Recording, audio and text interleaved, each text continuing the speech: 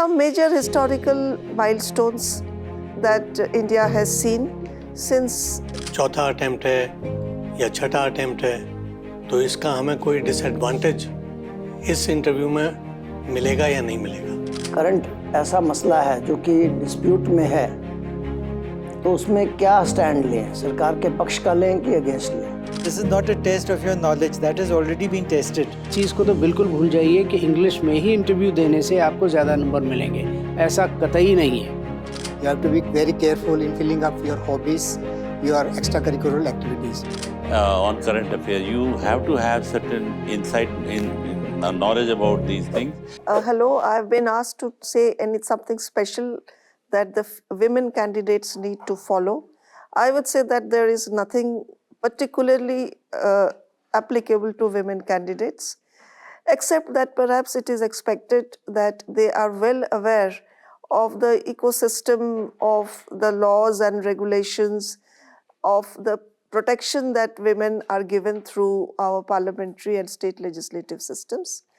Secondly, they should be also aware of the latest developments, schemes that have been taken for the improvements of women's conditions, and some major historical milestones that India has seen since the social reforms started in our country for the betterment of women. But it isn't necessary that only women should know.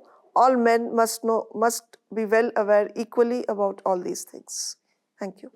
कभी-कभी जो बच्चे आते हैं ये सवाल ये सोचते हैं कि कोई सरकार की पॉलिसी के बारे में कोई सवाल पूछ लिया या कोई करंट ऐसा मसला है जो कि डिस्प्यूट में है, तो उसमें क्या स्टैंड लें? सरकार के पक्ष का लें कि अगेंस्ट लें? तो मेरा ये सुझाव है कि पहली बात तो क्योंकि आप सरकार ज्वाइन करने जा रहे हो, तो जो तथ्य हैं उसके बारे में आपको ज्ञान होना चाहिए कि सरकार जो निर्णय ले रही है वो किस तथ्य के आधार पर ले रही है।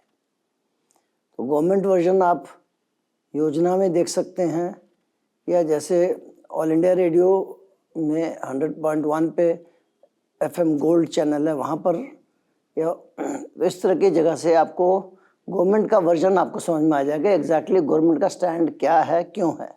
अखबारों में भी आता है तो उसको देख लें। अगर आपका स्टैंड उसके टोटली विपरीत है तो आपको ये कहना चाहिए कि कुछ जो सरकार का की सोच ये है और इसमें कुछ लोगों का ये कहना है कि इसमें ये और भी चीज़ें हो सकती हैं जिनको कि ध्यान में रखा जा सकता है ताकि सबके सहमति से निर्णय लिया जा सके। तो इस तरह से आप दोनों पक्षों के बारे में बात कर सकते हैं, और अगर आप सरकार के पक्ष से सहमत हैं तो फिर आप सीधे कह सकते हैं कि हाँ मैं समझता हूँ कि ये बहुत ज़रूरी है। और अगर आपके पास कोई तथ्य हों उसको सपोर्ट करने वाले, कोई फैक्ट्स हो, तो उसके बारे में भी आप बता सकते हैं।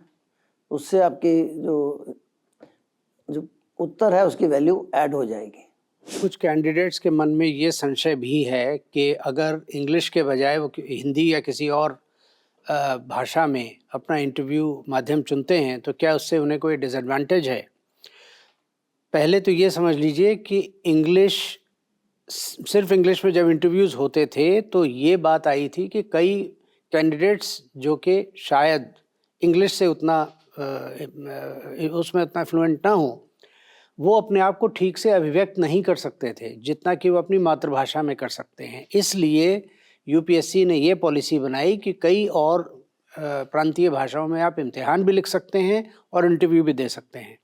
इसलिए इस चीज़ को तो बिल्कुल भूल जाइए कि इंग्लिश में ही इंटरव्यू देने से आपको ज़्यादा नंबर मिलेंगे, ऐसा कतई नहीं है। इस इंटरव्यू का सिर्फ एक उद्देश्य है कि कैंडिडेट को ज़्यादा से ज़्यादा सहज और स्वाभाविक रूप से रखा जाए ताकि वो सवालों का पूरी तरह से जवाब दे सके जिस भाषा में वो सबसे ज़्यादा फ्लुएंट है, और उसका जो व्यक्तित्व है वो पूरी तरह खुलकर किसी भी मुलम्मे या किसी भी बनावट के बजाय खुलकर इंटरव्यू बोर्ड के सामने आए। यदि वो अपने आप को अपनी मातृभाषा में, हिंदी में या किसी भी और भाषा में बेहतर व्यक्त कर सकता है, तो इंग्लिश माध्यम भरने की कोई ज़रूरत नहीं। उस भाषा के किसी न किसी जानकार को उस इंटरव्यू बोर्ड में रखा जाएगा। और इसलिए इस बात में कतई आप लोग शक ना रखें, इसमें कोई आपको डरने की ज़रूरत नहीं है कि अगर अंग्रेज़ी नहीं भरा, क्षेत्रीय भाषा, प्रांतीय भाषा या हिंदी भरी, तो इससे हमें नंबर कम होंगे। ऐसा कतई नहीं है। मुझे उम्मीद है कि इस चीज़ को आप बहुत अच्छे से अप्रिशिएट कर चुके होंगे। Thank you. बहुत से कैंडिडेट्स जो मॉक इंटरव्यूज़ में आते हैं, उनको ये संशय रहता है कि हमारा ये चौथा अटेम्प्ट है या छठा अटेम्प्ट है, तो इसका हमें कोई डिसएडवांटेज इस इंटरव्यू में मिलेगा या नहीं मिलेगा।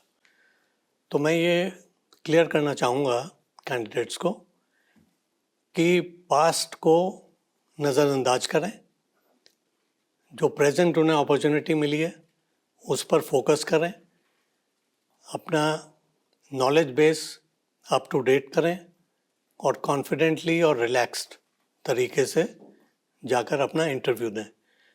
पीछे क्या हुआ, कम कहाँ रह गए मार्क्स, उसके बारे में कोई लोड या प्रेशर लेने की आवश्यकता नहीं है। For candidates who are giving the interview, I do not have any magic bullet because this is such a vast field. You can be asked anything.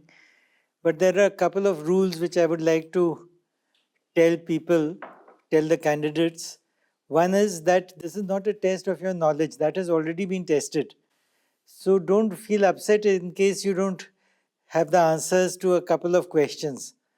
Don't let it affect your performance in the subsequent questions. And secondly, no guessing. Because if you really feel that you have a guess lined up, then you can ask the members, may I take a guess? But otherwise, it's better not to take a guess when you're not sure of your facts. So these are two areas which I would like to emphasize. And apart from this, I would like to tell the candidates to prepare a register with bullet points on the acts and schemes and current events. That will help them to answer in a succinct and precise way. So they should have bullet points, 3 or 4 bullet points for different acts, schemes, and so on. So all the best to the candidates. For assessing your performance during the personality test, the panel members will have only detailed application forms filled by you. So you have to be very, very careful in filling up the forms. You have to be very careful in filling up your hobbies, your extracurricular activities. You should fill up only those and about which you are very sure you have done in the field, you have done some work or you know thoroughly about that. So similarly, whatever, because maximum questions may be asked only from your DAF. So you have to be very careful in filling up all those details. About your profession, you should be clear about your parents' profession. Thank you. Current affairs is the most interesting field, but yet it is very infinite. I mean, there can be number of questions in and around you on current affairs for which there are no final answers. But you cannot take very guesses on current affairs. You have to have certain insight in knowledge about these things. For instance, if somebody is asked what is happening in Israel and Hamas war, so you should know the location of that place, where it's situated, on which sea, and what are the problems and who are involved. Same ways goes for the in Red Sea. Then the next question will follow on Red Sea. Next question will follow on other. This way you have to be careful whether you know the subsequent questions or not. Subsequent questioning will be more intense than the main question. Main question is just a starting point for starting the discussion. So whenever you read anything in the newspaper or hear anything on the see anything on the TV, be inquisitive.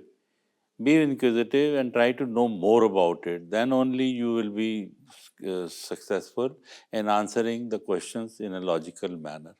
Thank you.